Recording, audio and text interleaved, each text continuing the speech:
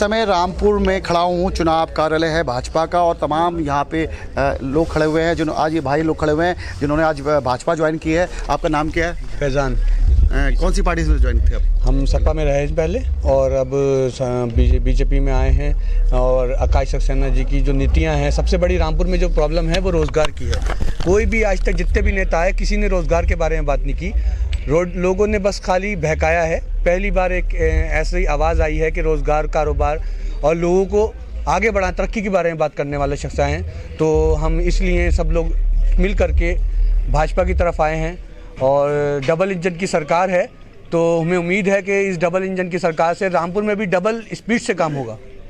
सापा का गढ़ रहा है और पिछली बार 50,000 गैप के अंतर से हारे थे आकाश भाई। क्या लगता है उस गैप को भर पाएंगे क्या इस बार? इंशाल्लाह भर देंगे। क्या लगता है आपको? देखिए, कोई किसी का गढ़ नहीं होता है। आपने देखा होगा बड़े बड़े किले ढाए हैं। इससे पहले इंदिरा गांधी जब प्राइम मिनिस्टर थी तो वो प्राइम मिनिस्टर बनने के बाद वो हार चुकी हैं। तो कोई किसी का गढ़ नहीं होता है। जनता को सहूलत चाहिए, जनता को रोज़गार चाहिए, जनता को एक ऐसी चीज़ चाहिए कि जो जनता की भलाई की बात करे। आकाश सक्सेना भाई आए हैं, वो लोगों की भलाई की बात कर रहे हैं, लोगों के लिए रोज़गार की बात कर रहे हैं। उन्होंने कोई इधर उधर की बात नहीं की है। जो लोग ध्यान भटकाने की कोशिश कर रहे हैं, इधर उधर की बातें कर रहे हैं और लोकतंत्र की दुहाई दे रहे हैं, वो अलग टाइप के लोग हैं। लेकिन आकाश भाई सिर्फ बात कर रहे हैं रोज़गार की, कारोबार की, फैक्ट्रियों की और जिस नाम से रामपुर जाना जाता था उद्योग नगरी की, उसकी बात कर रहे हैं। उन्होंने, आपने उनका प्रचार देखे, उन्होंने प्रचार में किसी के ऊपर कोई भी लाछन नहीं लगाया।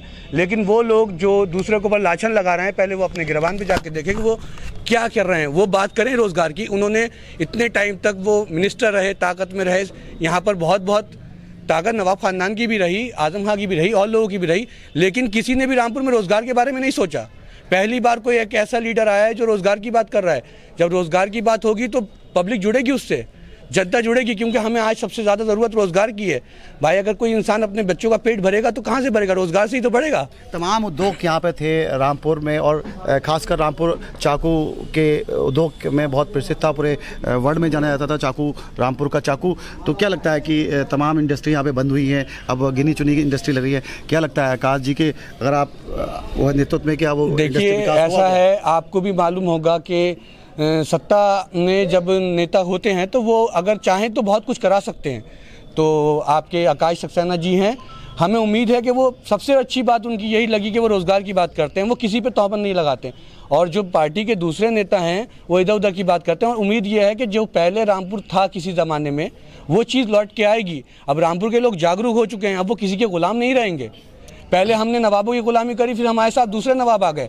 हम नवाबों के बीच में रह के हम अपने आप को गुलाम नहीं बनाएंगे। हमें सिर्फ काम करना है, हमें ऐसे आदमी के साथ जुड़ना है जो हमारे साथ विकास की बात करे, रोज़गार की बात करे, लोगों को जोड़ने की बात करे। और अब रामपुर एक ऐसा शहर बन चुका है जहाँ से एक मिसाल बनेगी हिंदू मुस्लिम भाईचारे की। और ये जो है आपका, ये देखना आने वाले वक्त बताएगा, ये आने वाली 8 तारीख बताएगी कि रामपुर ने एक ऐसी मिसाल कायम करेगी जो हिंदू मुसलमान एक मिल के एक प्लेटफॉर्म पर वोट डालेंगे। और जो लोग गलत फहमी में रह रहे हैं वो देख लें कि उनको आने वाले 8 तारीख को क्या उसका पूरा हिसाब मिलेगा। कल मैं मैनपुरी में था और मैनपुरी में चुनाव जो है वहाँ पे सिंपैथी है मुलायम सिंह के नाम रहने की वजह से। और आज मैं रामपुर में हूँ और जब चुनाव आते हैं तो समाजवादी पार्टी पर भाजपा एक आरोप लगाती है कि समाजवादी पार्टी में गुंडागर्दी बहुत थी। तो क्या आपको लगता है कि जो समाजवादी पार्टी में जो भाजपा आरोप लगाती है गुंडागर्दी की, समाजवादी पार्टी में बहुत थी गुंडागर्दी, तो आपको लगता है कि बात सच है? समाजवादी पार्टी में गुंडागर्दी थी, लेकिन ऐसा है, अब जो आकाश भैया आए हैं, आकाश भैया लड़ रहे हैं इस इलेक्शन में, ये बात नहीं है। जो पहले थी वो बात अब नहीं है और इंशाल्लाह आने वाले टाइम में वो बात रहेगी भी नहीं। अभी चुनाव 9 महीने हुए हैं, विधानसभा के चुनाव हुए और 50,000 का अंतर था। आपको क्या रणनीति रहेगी 50,000 का अंतर को पूरा करने के लिए? भाई, किस आधार पे आप मानते हैं कि ये 50,000 का गैप भाजपा पूरे कर पाएगी? बहुत अच्छे मार्जिन से, बहुत अच्छे मार्जिन से इंशाल्लाह आकाश भैया जीतने जा रहे हैं रामपुर शहर के अंदर। अब आजम खां जो है यहाँ से सीट हारने जा रहे हैं। एक यहाँ पे और चला है कि गंगा जमुना तहजीब को लेकर आकाश जी चले हैं, क्या कहेंगे? देखिए, आपको भी सब ये जानते हैं कि रामपुर मुस्लिम बहुल्य इलाका है, यहाँ मुस्लिम गढ़ है। तो मुसलमान एक खासी तादाद में वो आकाश साहब के साथ जुड़े हैं और सिर्फ रोज़गार की बात पे उनकी गंगा जमुना तहजीब के नाम पर, और उन्होंने यहाँ पर जो मुसलमान आ रहे हैं उनको इज़्ज़त मिल रही है। तो जब जहाँ इंसान को इज़्ज़त मिलेगी वहाँ आएगी। अब्दुल कोई दरी पे तो बैठेगा नहीं। हमेशा आप दरी बिछा के अब्दुल को बिठा देंगे तो अब्दुल हमेशा आपके लिए दरियाँ थोड़ी बिछाएगा। अब्दुल तो अब अपने नहीं आवाज़ उठाएगा, अब्दुल तो अब अपने इनकलाब लाएगा।